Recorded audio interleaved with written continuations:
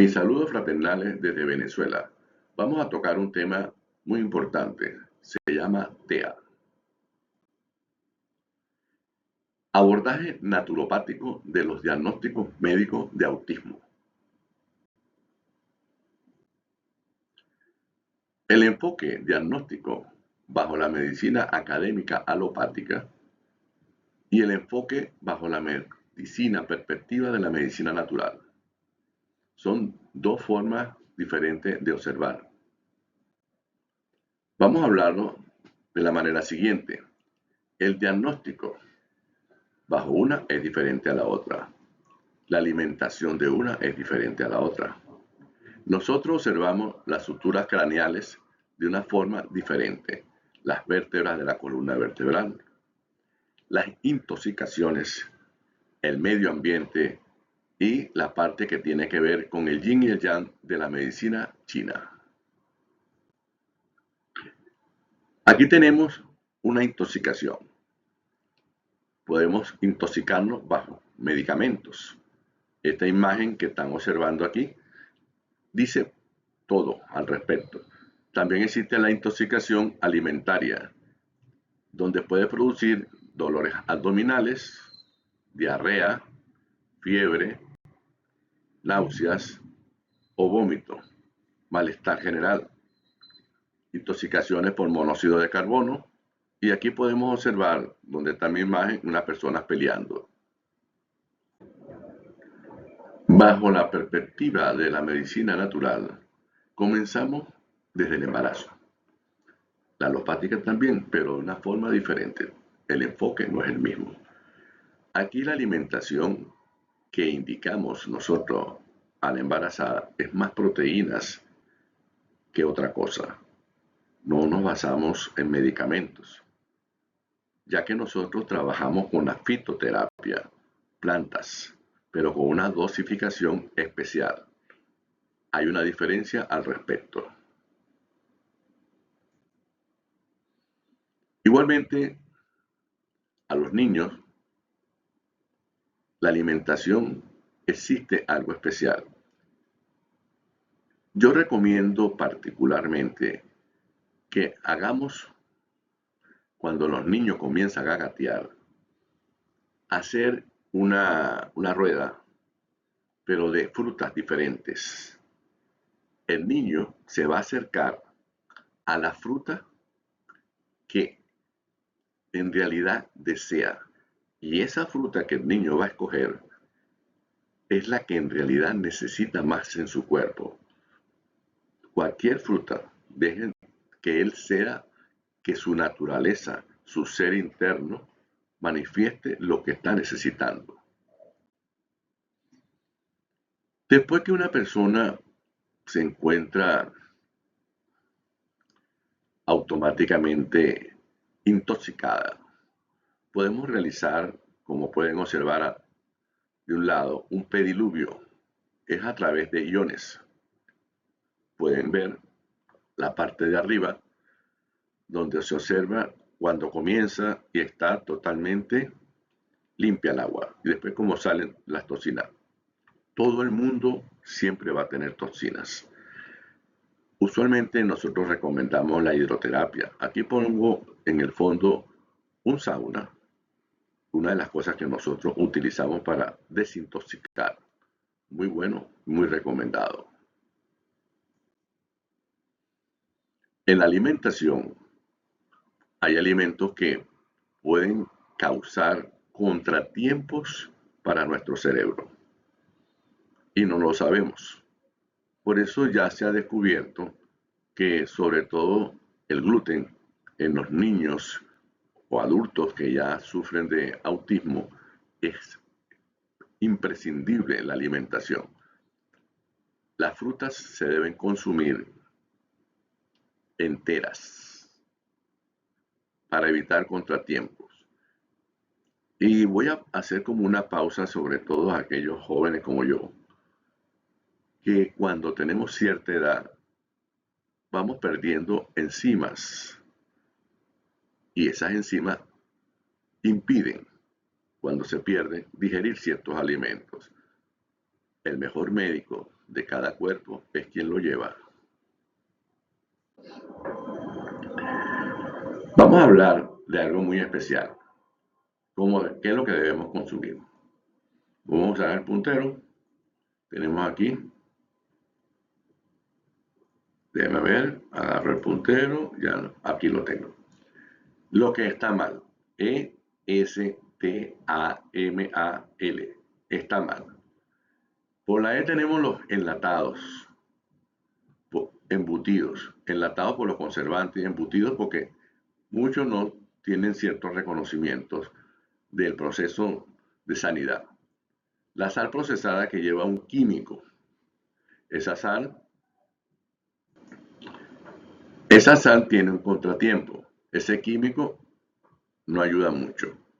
Ahora, ¿cómo lo puedo hacer? Agarramos un morterito, de esos pequeños, un aparatico también que trabaja, que muele, un molinillo, le ponemos allí la sal, esa sal la vamos moliendo, queda pulverizada, la podemos utilizar en el hogar, aunque ella dice no apta para humanos, pero sí sirve, muy buena esa sal.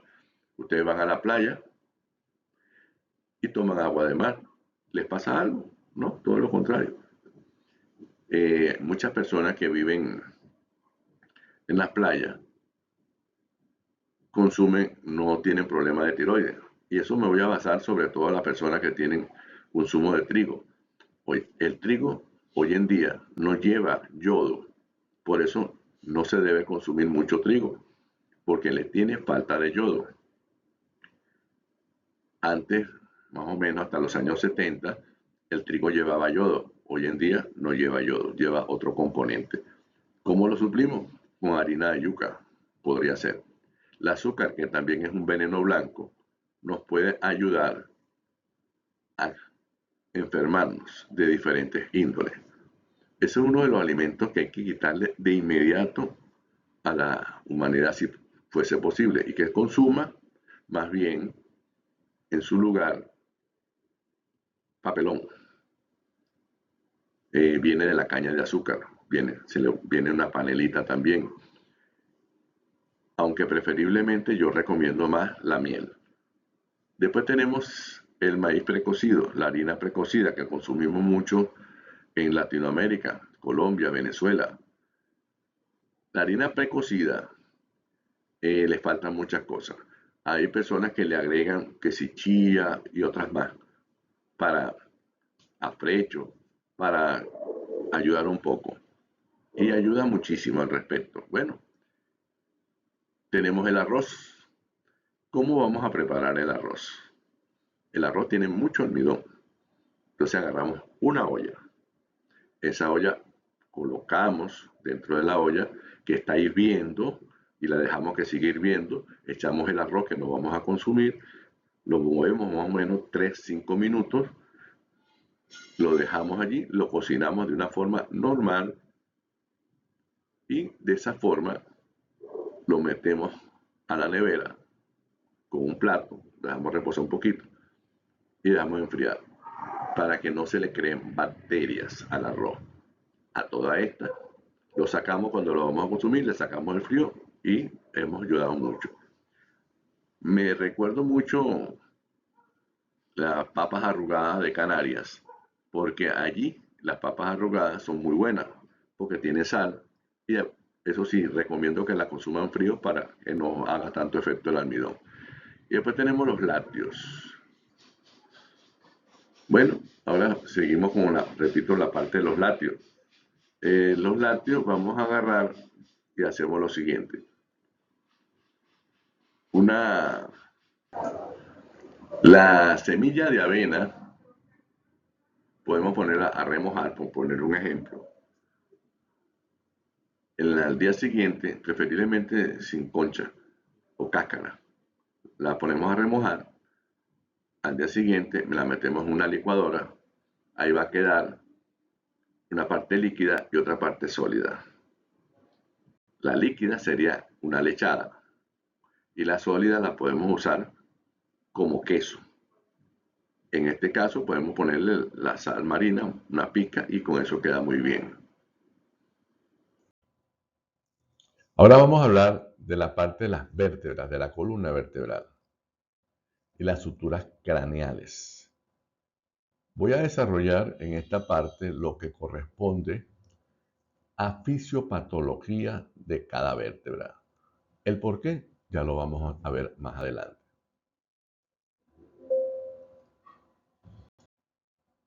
Esta parte es muy importante. Observen bien. Enlace 1, cervical 1, irrigación de la sangre a la cabeza, la glándula pituitaria, hipófisis, el cuero cabelludo, oído interno y medio, sistema nervioso y el gran simpático. Cada vértebra tiene una fisiopatología diferente. Enlace 2, los ojos, nervio óptico, nervio auditivo, sinusitis, hueso del mastoide, la lengua y la frente. ¿Por qué explico todo esto? Porque según los síntomas que tenga ese ser que tenemos al lado, vamos a saber dónde está más afectado, posiblemente lo que tenga un problema vertebral. Enlace 3, las mejillas, el oído externo, los huesos de la cara, los dientes, el nervio facial. Enlace 4, tenemos la nariz, labios, boca, trompa de Eustaquio. Enlace 5, las cuerdas vocales, las glándulas del cuello y faringe. Enlace 6, los músculos del cuello. Y enlace 7, la glándula tiroides, el saco, la parte de los hombros y en los codos. Ahora vamos a hablar de la fisiopatología de las dorsales. La D1 produce problemas en los brazos, en los codos, las manos, el esófago, un reflujo. En la D2, taquicardias, incluyendo la válvula también del corazón, las arterias coronarias. En la D3, la parte respiratoria.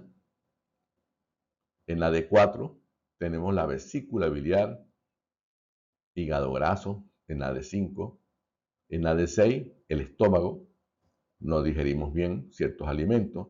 En la D7, sobre todo en la D7, las personas cuando consumen mucho azúcar, está afectado, se le puede desarrollar cualquier situación. En la D8, el vaso, la parte del diafragma, puede sufrir de hipo. En la D9, las glándulas suprarrenales, les cuesta tomar decisiones. En los riñones, dolores al orinar, etc. En la D11 tenemos, ¿verdad?, la parte de los uréteres, el orine. En la D11 tenemos el intestino delgado. Hasta podríamos tener una anemia. Ahora vamos a ver la parte que corresponde a las lumbares. Funciones relacionadas con el intestino grueso tiene que ver con la L1. Funciones relacionadas con el intestino grueso, pero aparte el apéndice, abdomen y músculos. En la L3, funciones relacionadas con el útero, vejiga y rodillas. Esos dolores que dan a veces en las rodillas. En la L4, funciones relacionadas con la válvula ileocecal. Puede producir estreñimiento, músculo de la espalda, el nervio ciático. Y las funciones en el L5 las tiene que ver con las piernas, los tobillos, etc. Ahora vamos a ver, ¿verdad?, la siguiente lámina. Hay una parte aquí que me llama mucho la atención en el sacrocóccix que la gente no lo toma en cuenta. Voy a hablar del líquido cefalorraquídeo. El líquido cefalorraquídeo es un fluido claro que rodea el cerebro y la médula espinal, actuando como un amortiguador y proporcionando protección mecánica e inmunológica. También juega un papel importante en el transporte de nutrientes y la eliminación de desechos. Cuando el cóccix, una persona se cae y no es llevado a veces a su sitio, puede sufrir hasta de infertilidad. Yo he tenido casos que me ha tocado mover ese cóccix y la persona se hace fértil. Pero en el caso de los TEA, los niños autistas, las personas autistas, posiblemente el remedio sea sencillamente mover eso allí si lo tiene dañado. Y he tenido casos al respecto que ha funcionado totalmente, 100%. Seguimos. Ahora vamos a hablar del yin y el yang. El yin y el yang tiene los altos y los bajos, pero vamos a hablar de esta imagen que está aquí. La parte blanca sería el yang, la parte negra sería el yin. Y como se dice por ahí, todo hombre tiene su parte femenina y toda parte femenina tiene su parte masculina. Aquí lo estamos viendo. Todo yang tiene su yin, todo yin tiene su yang. Ok, tenemos los altos y los bajos. Lo externo con lo interno, el calor con el frío y la humedad con la sequedad. ¿Cómo nos sirve eso a nosotros de conocimiento? De la manera siguiente.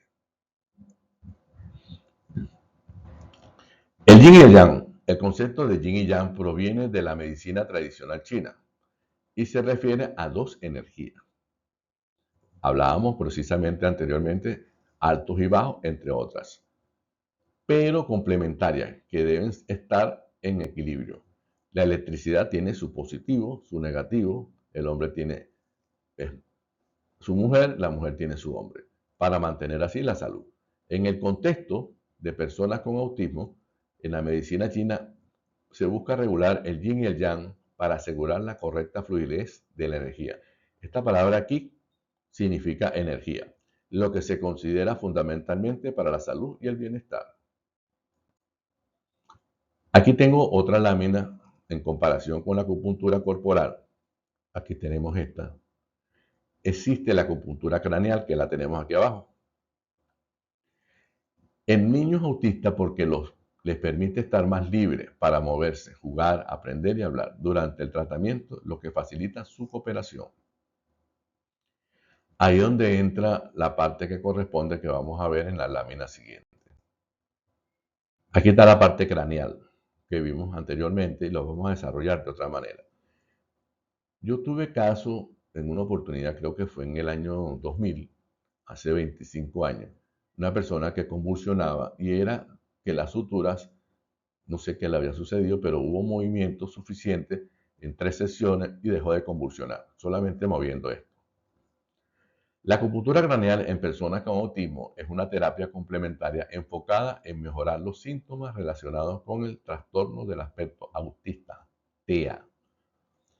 Los principales objetivos de esta técnica son promover la correcta fluidez de la energía, promover la correcta fluidez de esa energía y regular el equilibrio entre el yin y el yang, lo que se cree que puede ayudar a mejorar aspectos como la comunicación, la interacción social, problemas de comportamiento y sensibilidad del entorno. Sobre todo los niños autistas que les cuesta un ruido muy suave, les molesta. Esto precisamente se hace en los movimientos de sutura y ayuda muchísimo. Aquí está la puntura craneal de este lado, en esta imagen que están viendo aquí. Ayuda también a trabajar. En la parte de quienes trabajamos a veces la ozonoterapia y la terapia neural, hay una parte que se usa que es la corona, que no la tenemos aquí. Pero bueno, quienes me están viendo en este momento y saben al respecto, saben cuál es la corona que se utiliza para estas cosas.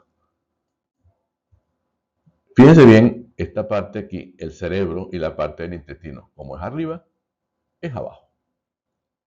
El cielo se ve casi igual que el agua y tenemos el yin y el yang. La ley de la homeopatía, la similitud. Vamos a hablar un poquito de la parte homeopática. Lo igual cura lo igual. La homeopatía utiliza pequeñas dosis de sustancias naturales para estimular el poder curativo del cuerpo, basado en buscar el medicamento que se asemeje a los síntomas del paciente. Existen más de 1500, entre ellos está conseguir el idóneo. Y se basa en el estudio característica tanto de la persona como los síntomas. Aquí nosotros agarramos, hay algo que se llama, existe un vademécum, pero nosotros repertorizamos el comportamiento de la persona, cómo es, cómo se siente, para lograr todo esto al respecto. Bueno, me despido ahora, muchas gracias. Aquí abajo está el Instagram mío, @Miguel Ángel Guzmán 777. Los quiero mucho. Hasta la próxima.